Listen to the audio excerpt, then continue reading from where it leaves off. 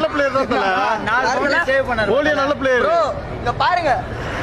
டோக்கே பாரு. பாத்தியா?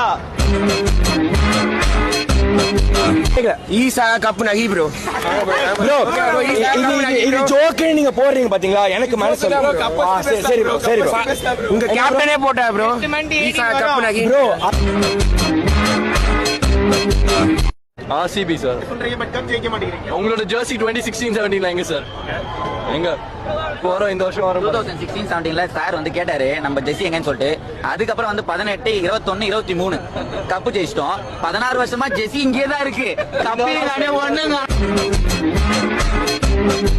கடைசி சீசன் வரைக்கும் நான் RCB தான் சப்போர்ட் பண்ணுவேன். RCB ஜெயிக்கும். CSK நாங்க தான் வின்னு. கப்பு எங்களுக்கு தான். வந்து பிளே ஆஃப் வரைக்கும் போவாங்க.